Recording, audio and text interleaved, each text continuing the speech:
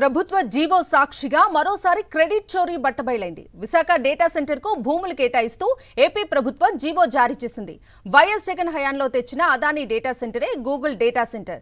చంద్రబాబు ప్రభుత్వం జీవో సాక్షిగా నిజం బట్టబయలైంది.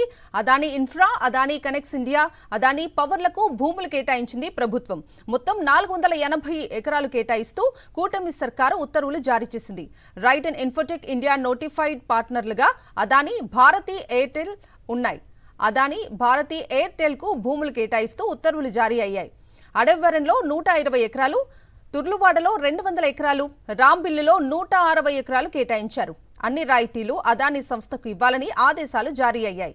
ఇన్నాళ్లు అదానీ డేటా సెంటర్ పేరు దాచిపెట్టి క్రెడిట్ చోరీ చేసే యత్నం చేశారు చంద్రబాబు. 87,000 కోట్ల పెట్టుబడి పెడుతున్నా అదానీ యాజమాన్యం పేరు చెప్పలేదు చంద్రబాబు, నారా లోకేష్. గతంలో వైఎస్ జగన్ చెప్పిందే అక్షర సత్యమని నిర్ధారించింది ప్రభుత్వ జీవో. ఇదే అంశానికి సంబంధించి పూర్తి డీటెయిల్స్ అందించడానికి మా ప్రతినిధి అనిల్ లైవ్ లో జాయిన్ అవుతున్నారు. అనిల్,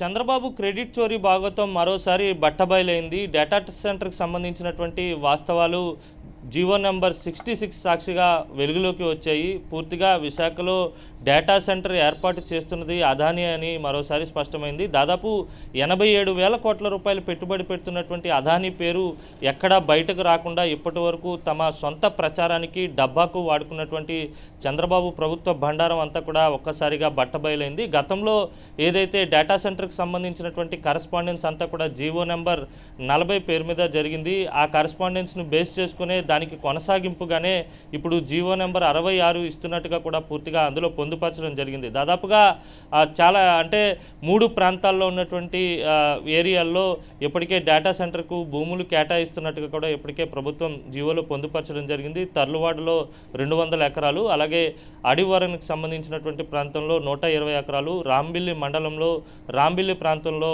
160 ఎకరాలు, ఇలా దాదాపుగా 480 ఎకరాల భూమిని డేటా సెంటర్ ఏర్పాటు కోసం కేటాయిస్తున్నట్టుగా కూడా జీవోలో పొందుపరచడం జరిగింది. గతం నుంచి కూడా అదానీ డేటా సెంటరే విశాఖకు వస్తుందని చెప్పి మాజీ ముఖ్యమంత్రి జగన్మోహన్ రెడ్డి కూడా పలు సందర్భాల్లో చెప్పడం జరిగింది.